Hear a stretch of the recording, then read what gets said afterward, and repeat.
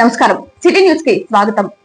Vinukonda market yard లో జిల్లా వ్యవసాయ అధికారి జగ్గారావు అధ్యక్షతన నియోజకవర్గంలోని ఎరువులు, పురుగుల మందులు మరియు విత్తనముల డీలర్లకు సమావేశం నిర్వహించారు. దీనిలో భాగంగా జిల్లా వ్యవసాయ అధికారి మాట్లాడుతూ డీలర్లు ఎవరు ఎరువులను ఎంఆర్పీకి మించి విక్రయించరాదని, ఎవరైనా ఎంఆర్పీకి మించి ఎరువులు రైతులకు విక్రయించినట్లయితే చట్టపరంగా చర్యలు తీసుకుంటారని హెచ్చరించారు. ఈ కార్యక్రమంలో వినుకొండ మండల వ్యవసాయ అధికారి జి వరలక్ష్మి, బొల్లాపల్లి వ్యవసాయ అధికారి అంకారావు, ఈపూరు మండల వ్యవసాయ అధికారి రామారావు, 5 మండలాల డీలర్లు పాల్గొన్నారు.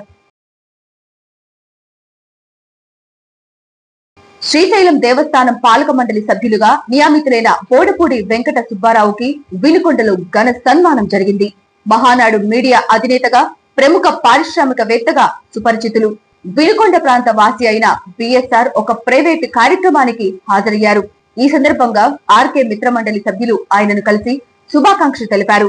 శాలువా, పుష్పగుచ్చంతో సత్కరించి శ్రీశైలం దేవస్థానం అభివృద్ధికి, భక్తుల సౌకర్యాలకు ఆయన సేవలు ఎంతో ఉపయోగపడాలని ఆకాంక్షించారు. ఈ కార్యక్రమంలో ఆర్కే మిత్రమండలి సభ్యులు పాల్గొన్నారు.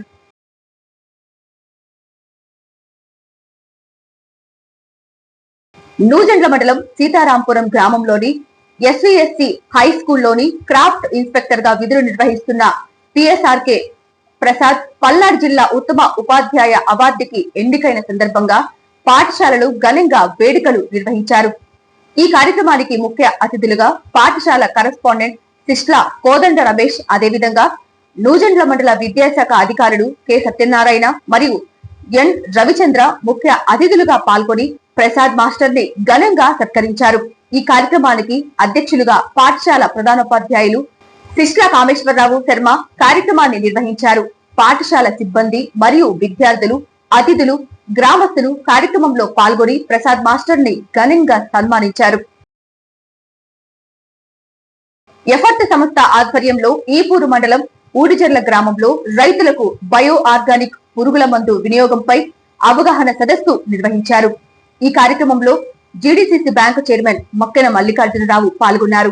రసాయన రహిత వ్యవసాయ పద్ధతులు, ముఖ్యంగా బయో ఆర్గానిక్ పురుగు మందుల వాడకం గురించి రైతులకు అవగాహన కల్పించారు. వ్యవసాయ శాఖ అధికారులు, మండల నాయకులు, గ్రామాల రైతులు, వివిధ బయో కంపెనీల ఎగ్జిక్యూటివ్లు ఈ కార్యక్రమంలో పాల్గొన్నారు.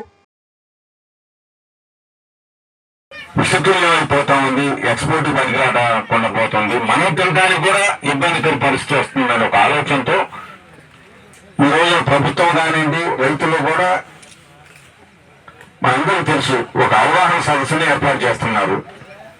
ఈ కార్యక్రమానికి మన ఎంపీ శ్రీ కృష్ణదేవరాయలు గారు కంపెనీ ప్రతినిధులతో, ప్రభుత్వ అధికారులతో మాట్లాడటం, మన గౌరవ చీఫ్ విప్ గారితో మాట్లాడి ఈ రోజున ఈ సెంటర్ను ఏర్పాటు చేసి దాదాపుగా 10 గ్రామాల ప్రజలు, రైతులు, మిర్చి పండించేటువంటి రైతులను ఇక్కడికి ఆహ్వానించడం జరిగింది. అందరం కూడా ఇక్కడ పాల్గొంటున్నాం.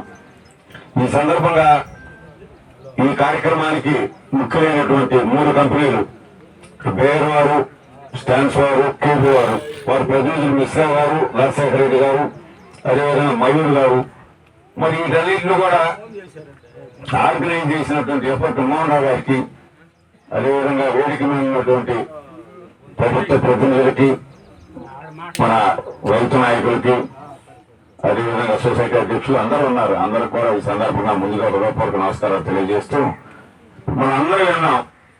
దీని సారాంశం ఏంటి? ఇప్పుడు మీకు బాగా గుర్తుందా? పెద్దగా గుర్తుండదు. ఒక్క నిమిషం అబ్బాయా తమ్ముడు, 35-40 సంవత్సరాల క్రితం నేను కూడా యువకుడిగా ఉన్నప్పుడు మన ప్రాంతంలో మీ అందరికీ తెలుసు, ఎలసిపోయారు, పత్తి వేసేవాళ్ళం. గుర్తుందా? అసలు పత్తి రైతు అంటే బుల్లెట్ పెద్ద గొప్ప రైతు అనుకునేవాళ్ళం. రాను రాను రాను ఏమైంది? పత్తి రైతు మార్పు వచ్చిందంటే ఎక్కువ మందులు కొడుతున్నాం, ఎక్కువ మందులు కింద వేస్తున్నాం. అది కూడా ఇంకా పంట మార్పు లేనందువల్ల, వేసిన పొలం వేసినందువల్ల దిగుబడి ఆగిపోయింది, పచ్చపురుగు వచ్చింది, పూర్తిగా స్పాయిల్ అయిపోయింది. ఈ రోజు పత్తి వేయాలంటే భయపడే పరిస్థితి వచ్చింది. అదేవిధంగా మిర్చి కూడా అదే పరిస్థితి వస్తుంది, రాబోతుంది. ఒక్కటి ఆలోచన చేయండి. పెద్దలు ఎప్పటి నుంచో చెబుతారు, వ్యవసాయ అధికారులు చెబుతారు, మన పెద్దలు కూడా చెబుతారు. పంట మార్పుని తర్వాత ఈ సంవత్సరం ఈ పొలానికి ఎరువులు వెళ్తే వచ్చే సంవత్సరం పక్క పొలాలు కానీ ఎరువు చదువుకుంటాం మన చిన్నప్పటి నుంచి కూడా. నేను 10 సంవత్సరాల క్రితం ఆయనతో మాట్లాడి ఆయన తీసుకెళ్లి మా పొలం చూపించా కొడపనారులో. నేను మాగా తీసుకోవాలా, ఈ విధంగా నేను తినే పంటలన్నా నేను పండించుకోవాలంటే ఆయన వచ్చి 1-4 సార్లు వచ్చి మా పొలం చూసి మా ఊరి దగ్గరకు వచ్చి ఏ విధంగా ఎరువును తయారు చేయాలి, ఏ విధంగా పొలాన్ని తయారు చేయాలని నాకు ఆయన 3 సంవత్సరాల పాటు నేర్పారు. ఈ రోజు నేను ప్రకృతి వ్యవసాయాన్ని గత 10 సంవత్సరాలు చేస్తున్నా. బ్రహ్మాండంగా ఒడ్డు పండిస్తున్నా. ఇప్పుడు బ్రహ్మాండంగా ఎకరానికి 30 బస్తాలు అవుతున్నాయి. 5 ఎకరాలు వేస్తున్నాయి. ఈ సంవత్సరం కూడా మన అగ్రికల్చర్ అధికారులు పర్యవేక్షణలో చేస్తున్నారు. ఆ ఒడ్డు తిన్నాక ఆ బియ్యం తిన్నాక వేరే తినాలంటే అసలు మనకి జీర్ణం కావట్లా. పూర్తి స్థాయిలో ఆర్గానిక్ పంట అది.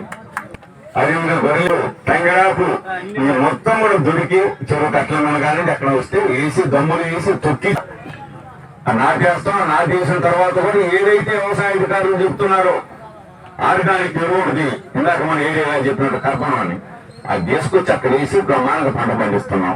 పైన తెగులు వస్తుంది అనుకున్నప్పుడు వారు సూచించిన విధంగా బయో ఫెర్టిలైజర్స్ ఉంటాయి, వారు చెప్పినట్టు వాటిని తీసుకుని వాటిని కూడా మనం తిరుమల గారు ఉన్నప్పుడు అది కూడా తయారు చేయించేవాళ్ళు.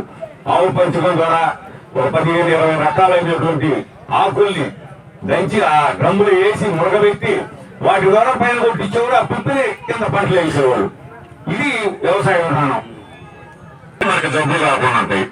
ఈ రోజున ఈ మిర్చి పండుతా ఉంది, ఈ మిర్చి తినేకొంది క్యాన్సర్ వస్తుందని మనకి డాక్టర్లు చెబుతా ఉన్నారు, సైంటిస్టులు చెబుతా ఉన్నారు. మనం చేసిన ఆహారాన్ని మనం తినడానికి కూడా భయపడేటువంటి పరిస్థితి వచ్చింది.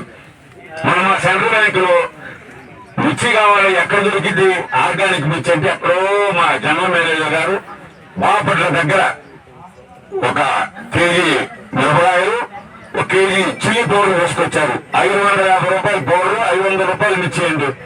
వాటిని కొనుగోలు చేసుకున్నా.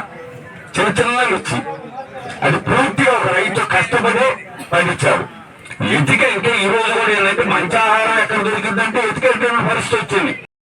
సిటీ న్యూస్ ఇంతటితో సమాప్తం. తిరిగి రేపటి సిటీ న్యూస్ లో మళ్ళీ కలుద్దాం. అంతవరకు సెలవు.